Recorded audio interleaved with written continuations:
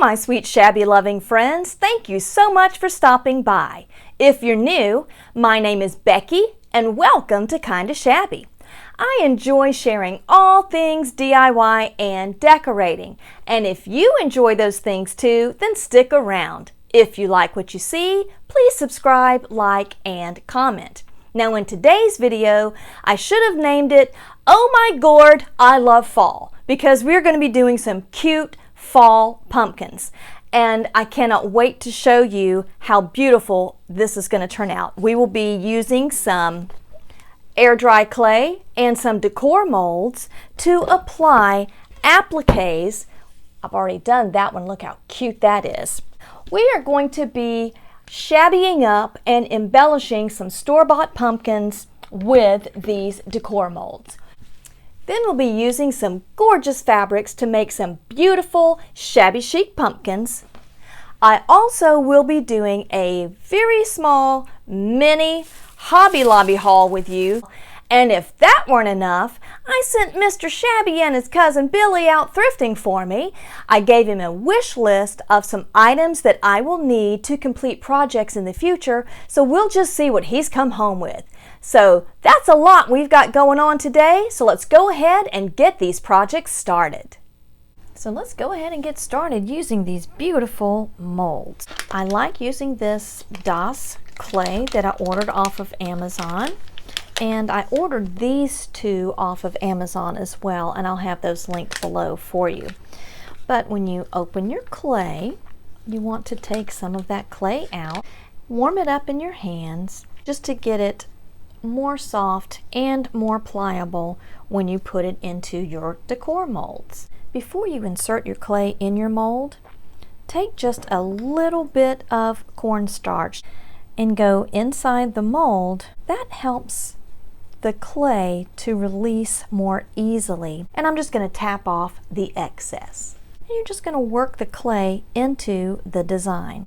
I'm going to just take my finger and gently move the excess to the sides. Then take my Bondo spreader and very gently move all of that excess off of there. I'm going to come over here and remove the excess clay from this design, because you want to have enough clay to fill the design but not too much so it's not bulky at the back so you can't get it glued down to your project. And Bondo spreader, just helping to get that all down into that design. Now I do want to show you the difference between these two. This is the redesign with Prima, and this is the Iron Orchid design. There is a little lip that they call their micro rim that when you run that Bondo spreader across there, it literally just cuts all of that clay all around to the outside of that design. What we're going to do is turn this over and just gently start rolling these out. I'm also going to use a toothpick just to kind of help that clay along. And it's usually these smaller pieces that need more assistance removing the clay. So we've got the little one released here. We've got the bigger ones. This is all excess, so I just take my toothpick and just go around that design just to pull off that excess clay from around the outside. To make this a little easier, I'm just going to take a wet paintbrush. We're just going to go around the edges. We can smooth that out.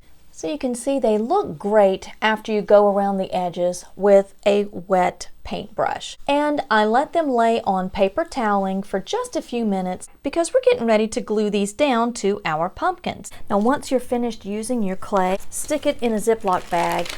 That way it's not going to dry out on you.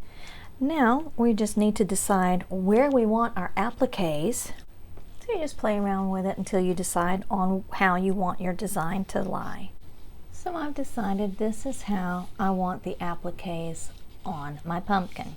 I use the Tight Bond and a small brush. I'm going to very carefully just pull this up, squeeze just a tiny, tiny amount of the glue on the back, and spread it all around. We just want to make sure that our applique is going to stay down, and lay it back down and apply pressure gently. This is not going to set up immediately.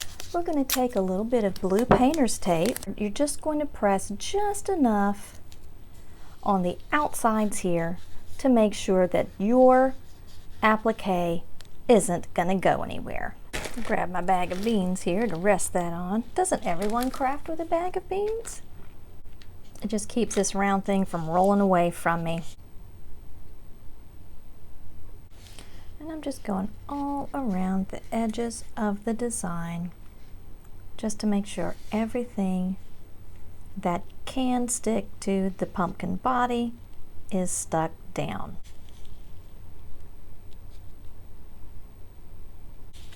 There we go.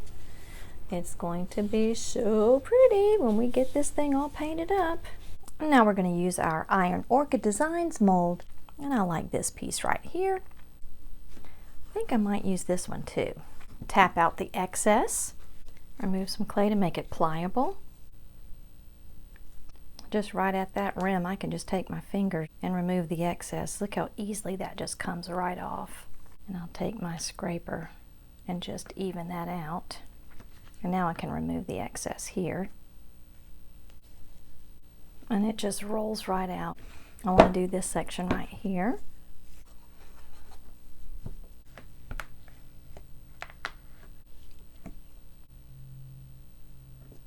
And that looks great. Let me decide where I want it on my pumpkin. That area there looks good. So I'm just going to start working it into the little pumpkin area here. Perfect. Now I'm going to have to put something on the other side because all of this up here has made my pumpkin a little top heavy.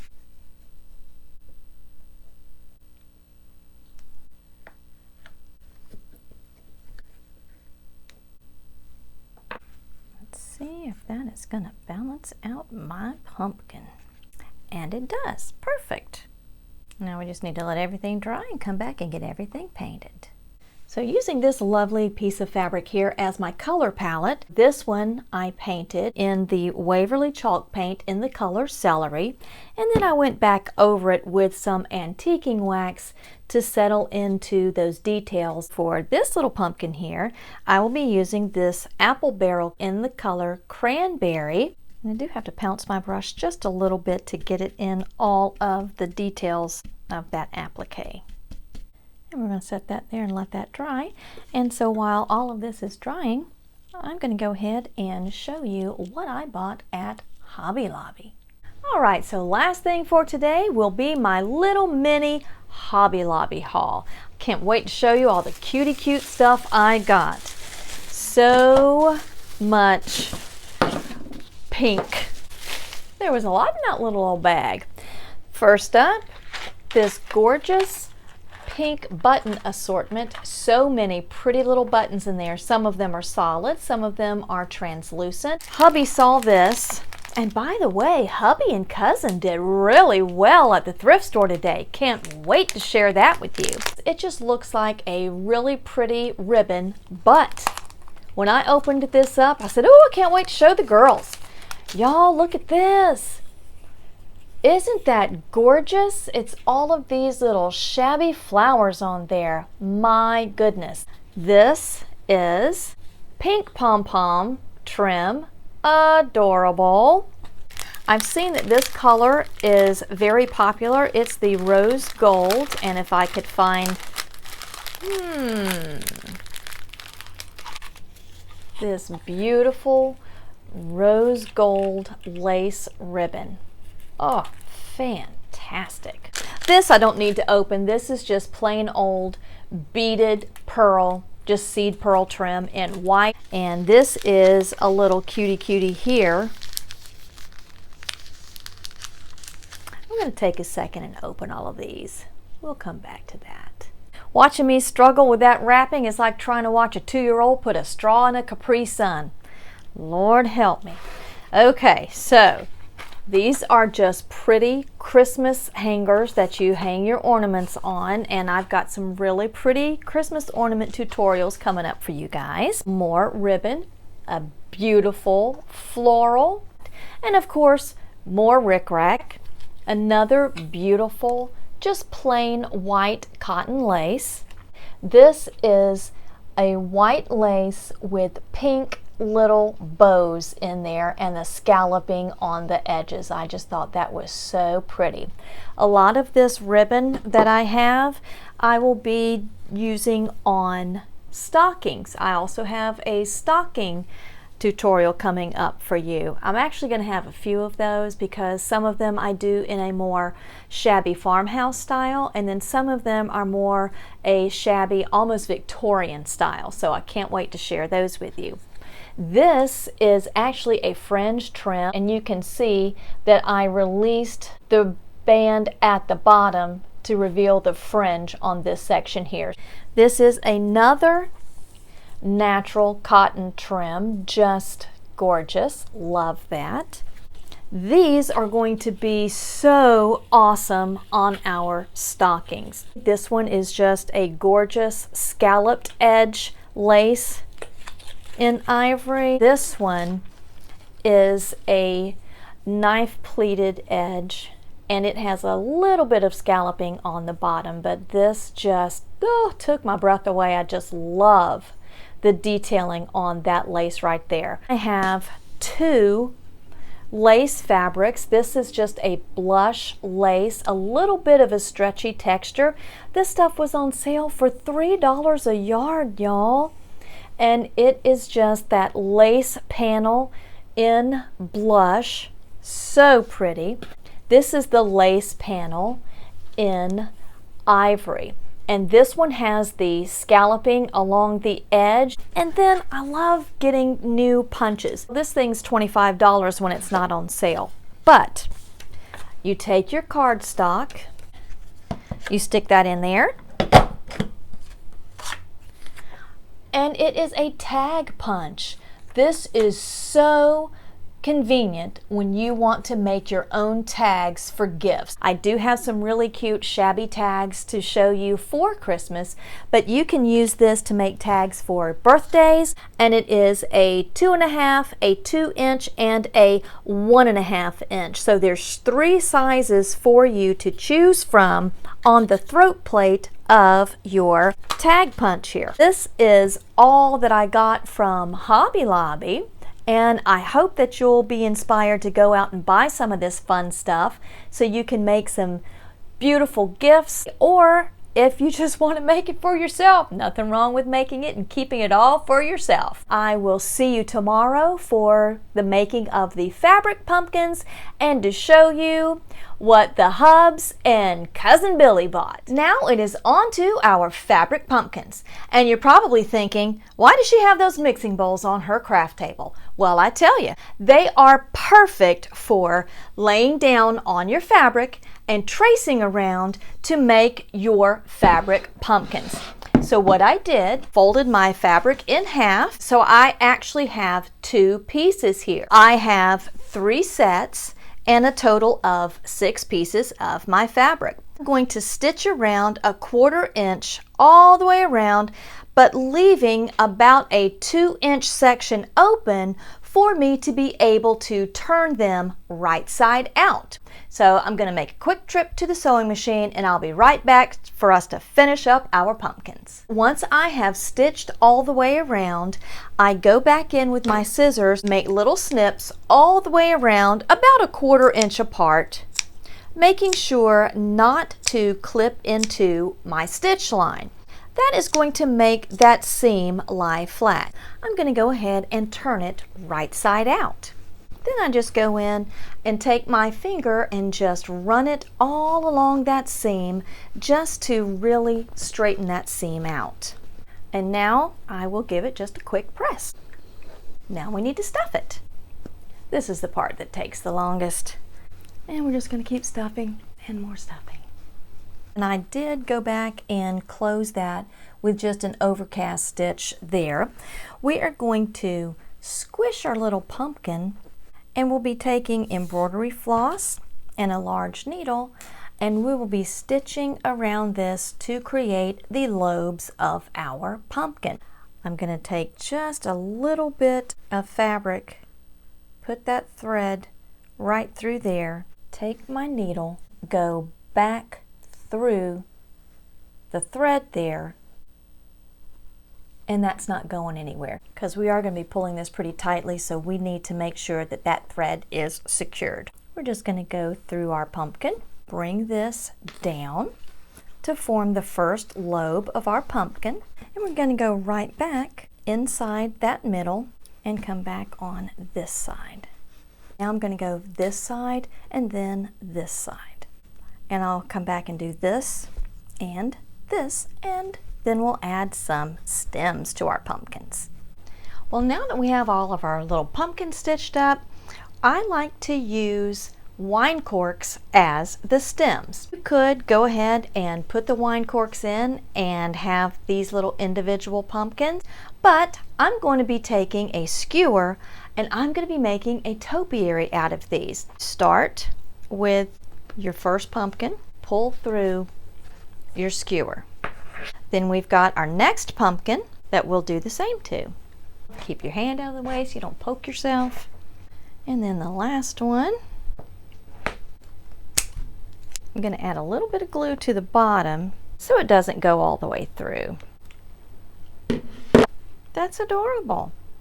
Now I'm going to clear all of this away and show you what the Hubs and Cousin Billy bought for me when they went thrifting. Some of these things will be kept in their original state, and some things I am going to be painting and making over to give it more of my own personal shabby chic style. But the first thing here is this absolutely glorious frame. This is real vintage retro solid wood. So this is just going to be getting a thorough cleaning, and I will probably put some clear wax on it just to prevent any of the paint from further chipping, but that is going to stay as is. This is a German cookie tin, and it has all of these wonderful embossed areas on it, which would actually be really pretty if it were painted and distressed. But this is going to be so pretty at Christmas time with all of those gorgeous greens and golds. I probably won't be painting this either. Cousin says, I wonder if she could do anything with this. So he has challenged me to make something shabby chic with these things. Challenge accepted, Billy Finch Jr. Next up, we have these two gorgeous Christmas trees here. Love those in their nice little gold sparkly state. More silver for me to paint, and I'm also going to be putting a clay embellishment on here with one of the molds. You guys are going to be tired of seeing me use those molds. Gorgeous trim in shades of orange and ivory, so that's going to be gorgeous for fall. Plastic train, paint it up, make it all shabby chic, and one of the dollar store Christmas trees. I thought that that was pretty. May not paint this. I kind of like it as it is. I don't know. Haven't decided. There's more. And this right here is the last of it. I told hubby that I wanted some of these, so he bought several of these different little Christmas houses so I can make my own little shabby chic Christmas village. Just some little ornaments, cute little salt and pepper shakers, and these actually make really cute tassels as well. Maybe I'll do a tassel tutorial with these. These ornaments themselves, they're actually really pretty, so they're going to be left in their natural estate, just fussed up a little bit more with some pretty lace and some ribbon. Speaking of which, hubby bought me some more pretty ribbon. This is a gold with a woven texture in there, and then this is just some blue sparkle. Love that. Little angel candle holders. Haven't decided if I'm going to paint them or if I'm going to leave them as is. This is actually a Valentine decoration. This thing was listed at 20 bucks. The tag on the bottom is maybe Target. Not sure if I'm going to paint this or if I'm going to use it as is and do something cute to make a Christmas tree out of that. Look at those gorgeous colors. This is just scrapbooking paper all in here. And I think this is probably maybe ephemera for junk journaling. These I may put into tart tins. I will be doing a tart tin ornament tutorial, so I think those would look really cute in there. I have saved the best for last that will not be getting anything done to them. This is a set of all of these vintage Christmas ornaments. This is my absolute favorite thing that Mr. Shabby picked up for me. And there is just card after card of all of these gorgeous vintage Christmas images. These are the last two. Look how pretty these are. So gals, don't you agree with me? Mr. Shabby and cousin Billy Fitch Jr. did a really good job. Now we're going to go ahead and finish off our beautiful pumpkins. I will be applying white wax to this one. We are going to be painting this one in the Waverly Ballet Slipper. We're going to be painting this one in the Waverly Plaster. So after those get painted, then we'll be applying some of the folk art antiquing wax to bring out the details in these. So I'm just going to get a small amount on my brush, take a lint-free cloth and work it into those bristles, and then we're just going to go over that pumpkin. And when I do that, it helps to bring out those details. Pour out a little bit of the ballet slipper onto my tile here. To get into all those details there, we are just going to have to kind of stipple that paint into those areas, and then you can use the flat brush to just really smooth out the rest. Not sure why it just dawned on me to use my Lazy Susan. This thing is going to make short work of painting this pumpkin. We're going to try some gold on this area here. So I'm using the Folk Art Pure Gold Metallic Paint. And I'm using a small flathead brush. And I'm just going to dip my brush into the paint that is in the lid here. Dab off some excess on my napkin. Hold it flat, and I'm going to run it across those details with very little pressure. That's cute. It may not show up on screen that way, but it will when I do the close-up beauty shots. Now when these dry, we'll go ahead and get some antiquing wax applied to those. In the meantime, I think I'll make a shabby tassel for our little pumpkin topiary here, because you know you ain't getting out of this video without a tassel. Well, my shabby tassel is complete. Now for those of you who are new, I will link a tutorial for one of these tassels below. And I also went in and stuffed between the pumpkins here with a little bit of greenery. If you make a pumpkin topiary, you most certainly can glue those together. But if I decided that I wanted to use them separately at a later date, I didn't want that glue everywhere. Now we're going to go ahead and get these other pumpkins waxed. I'm going to go in with some clear wax first, and then when we come back over it with the antiquing wax, we've got a little bit of wiggle room there if we get a little too heavy-handed with the darker wax. Dab off on my lint-free cloth, and then just go over my pumpkin. After you paint them, if you like them as they are, go ahead and leave them like that, and just kind of pat off some of the excess. And now we're going to come back in with the dark wax and do the same thing. So work it into my brush, start going into those details. And when I first put it on those details, kind of looks like a hot mess. You can see.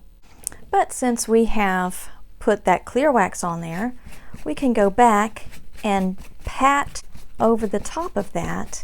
And when I pat over the top of it, it just leaves that, I haven't done this yet, it leaves it in all of those recesses. But you're basically putting the wax on and then patting it off with your lint-free rag. Then I go back in with another brush. So I've got 3 brushes here. I've got my clear wax, I have my dark wax, and then I have my little blending brush.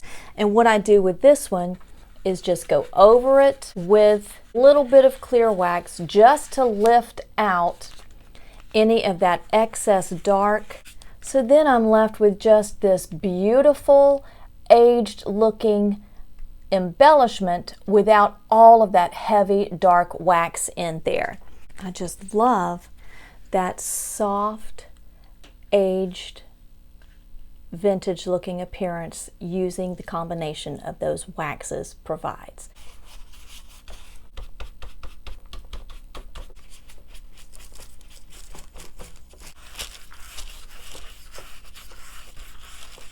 Then when we come back with our paper towel or our lint-free rag, then we get that nice aged look that we're going for. We're just going to keep going, working in small sections with our dark wax, then our blending brush. I have loved doing these pumpkins.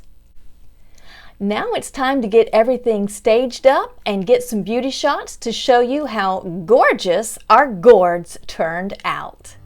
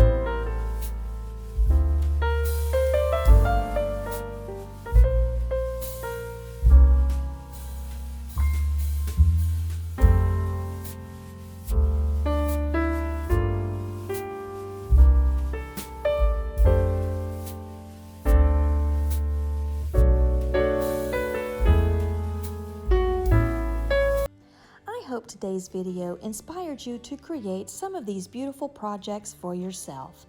As always, I appreciate you spending a bit of your time here with me today.